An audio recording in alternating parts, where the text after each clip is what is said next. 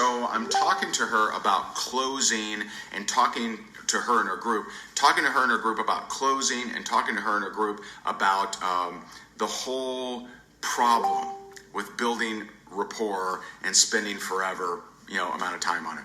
And I've noticed that there's always a stark reaction to how we teach building rapport, okay?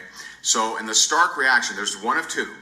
Either people love it and they're like, oh my God, thank you so much, this is amazing, right? There's that, or they're like, oh, no way, Jose, no ways, brother, right? So there's either really strong agreement or really strong disagreement, right?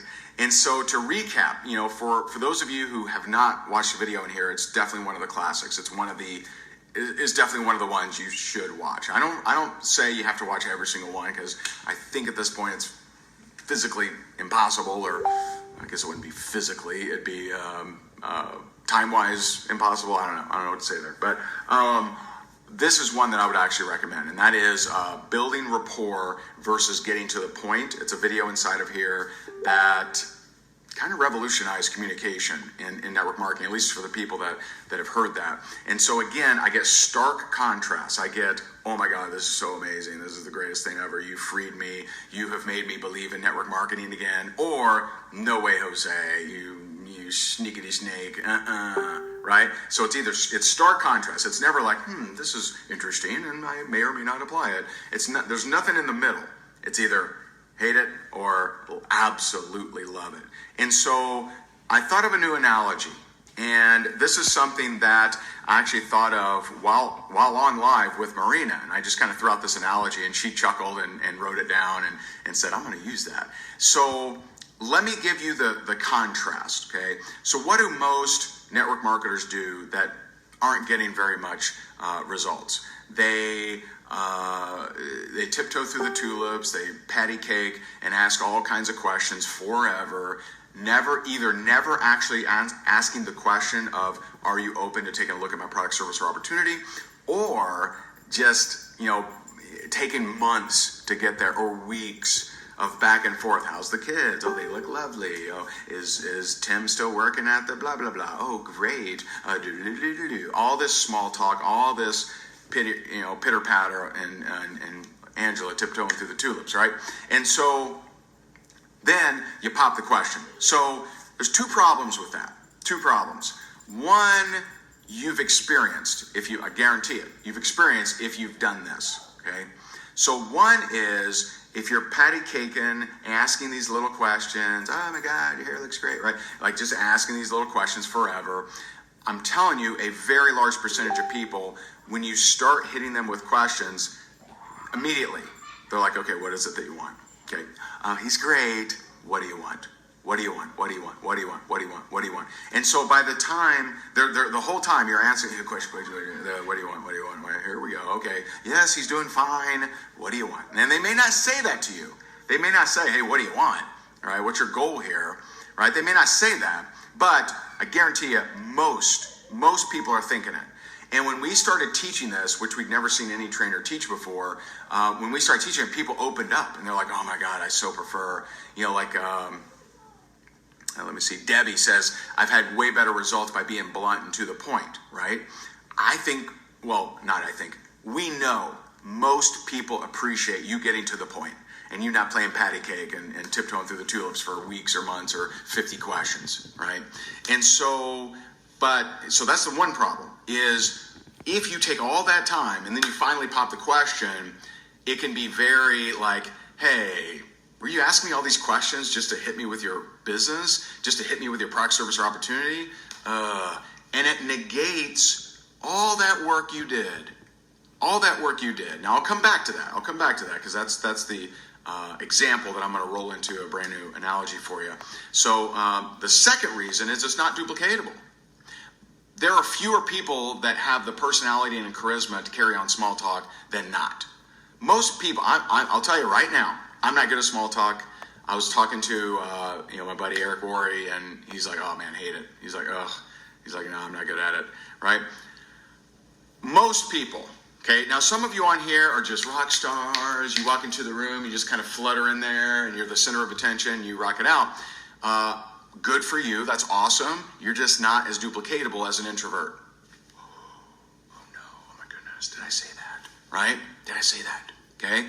And so Shirley is asking about Ford, right? And there's also form, there's Ford, there's form, there's I'm going to tell you why I suggest against that. Now, it's very, the most common thing amongst training is to simply repeat what has been taught all along. So what has been taught all along is build rapport, right? Build rapport, form, Ford, I don't know all the Chevy, I don't know all the different derivations. I suggest against that. Now, in specific contexts, intelligence is the ability to make distinction, okay? And so the ability to make distinction. So if I'm outside and what is it, ornithologist? That's probably something terrible, but I think it's a bird expert, right? I don't know. But if I'm outside and I say, hey, that's a pretty bird, and then the person next to me says, that's a blue-breasted whippoorwill, right? Well, then they're more intelligent because they can make further distinction around birds, so they're smarter around birds than I am, okay? And so intelligence is the ability to make distinctions. And so when it comes to you building rapport on social media, form forward, I think is a terrible idea. Don't like it.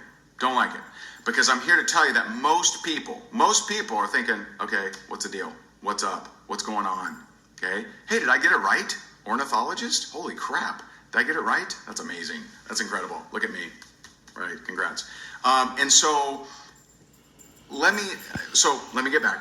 It's not duplicatable. You spending forever having small talk and you chit-chatting them, sending them brownies, visiting little Timmy playing softball, you doing all that stuff is not very duplicatable because most people don't come into network marketing because they just have an abundance of time.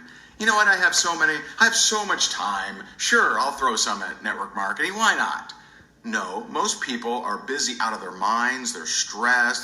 They're trying to, make the kids breakfast while something's falling over, right? So they're busy. They're stressed. They have a lack of time, not an abundance of time. So you taking forever to get to the point.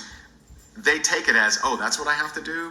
I don't know if I have the time, man. I don't know if I have time to bake brownies and visit softball games and ask 52 different questions over a 6-week period. I don't know if I have that kind of time before I make even my first commission. Don't know if I have time. So there's two problems with it, but let's address the first, okay? The first of, if you take forever and you're asking question, build rapport. They gotta know, like, and trust me, right? Bing. And so you're spending all this time doing that. Then you pop the question. You are going to have people negate all the work you did and say, they're just asking me questions because, they want me to join their business or buy their product. Now, this is especially applicable to social media. Now, if I meet someone out and about, not as strict. So might I ask a few questions, a handful of questions to someone I'm meeting face to face? Might I forward form them, Chevy them, whatever I want to do? Maybe, right? I'm not going to walk up to a stranger grocery store and say, hey, I'd love to get to know you, but would you be open to take a look at my products, right? I'm going to spend a little bit more time there face to face, okay? A little different. And that's where the whole forward form comes from, is social media people studying 1940s tactics and applying it to social media because it doesn't take a lot of brain power to do that, right? To say, hey, this is what's always been taught, so let's just teach this, right? It's kind of like there's so many lines in network marketing that are just ridiculous. Like, if I could cut your hair over the phone, I would, right? It's nonsense, right? Stop using nonsense, things. Start thinking more about psychology than your clever sayings, right? And so on social media, I want to just throw this out at you, okay? When you hit them with rapport, right? Whatever that looks like to you, okay? So when you hit them and try to build rapport, ask tons of questions and, try to get to the point where, okay, now I can finally pop the question. Then you pop the question. I'm telling you, a lot of them are going to say, oh, you are building rapport with me this whole time, and it negates all that work you did. So the analogy for you here today is if you received a birthday card from someone, Okay, so let's say you get a birthday card, you're like, oh, that's so nice. That's so nice of little Kimmy to think of me. And so you open it up and there's a sales sheet in there. Hey, I thought of you. Which one you want? You want 2 cases, 4 cases, or 6? Credit card, social security number. You're like, what the hell? It negates the good intention. Okay? So you building rapport forever, then popping the question, it negates the good intention. For most people. Now, the higher you are as a persuasionist, charisma, personality, all those things. So the more you're like a 5%er, then you can fandangle and you can wordsmith your way to lessen that, right? To lessen it. But for average ordinary person, 95% of you're going to have most of your prospect thinks, oh, here we go. You mean you've been asking me all these questions about my kids and my husband and this and that just to pop that question? I wish you would just ask me the damn question. So you lose rapport and it negates all that work. Let me tell you a different way. So what if you reach out to people and you said, and if it's someone that you know, okay, and you say, hey, long time no talk, I'd love to catch up with you soon, but hey, I'm just curious, would you be at all open to taking a look at my product, my service, my opportunity, whatever you want to lead with? And again, love to catch up with you, but would you be open to take a look at it? I really like it. A lot of my friends are liking it. And if you'd like to check it out, totally cool. If not, no big deal. Okay? Now pay attention. Here's a key maneuver. So let's say they say no. Nah, I'm really not looking. Okay, cool, no problem. Hey, how's the kids?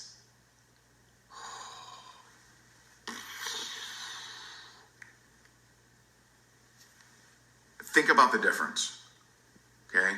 One is, let me play patty cake with you, tiptoe through the tulips, and hit you with what I really want.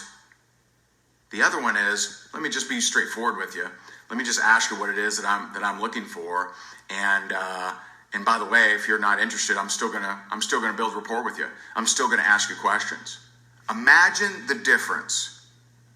So now the person isn't thinking, what is it that they want? Oh, here's what they want. They think, wow, they were straightforward with me. They asked me what I wanted right away. Boy, I think I could do that faster,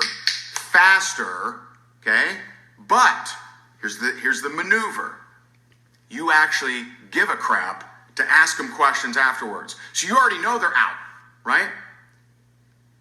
You want to truly build rapport?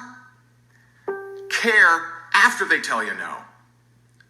So when you say, hey, I'd love to catch up. Hey, listen, I don't know if you're open to this at all, but listen, I got this great product, and it's amazing. Girls' hairs are like on point, they're fleek or whatever. I don't know what you say, right? What are the kids saying these days? But it literally makes your hair glow in the dark and glitter and all kinds of stuff, and just men just fall down when they walk past you because they're just so taken with your beauty. Listen, I don't know if you're open to it at all, but if you're open to it, awesome. I'll be happy to share it with you. If not, no big deal. I'd still love to catch up with you. And they say, nah, no thanks. I'm shaving my head. Not interested. Okay, cool, no problem. Hey, cool. Hey, so how are the kids? How have things been?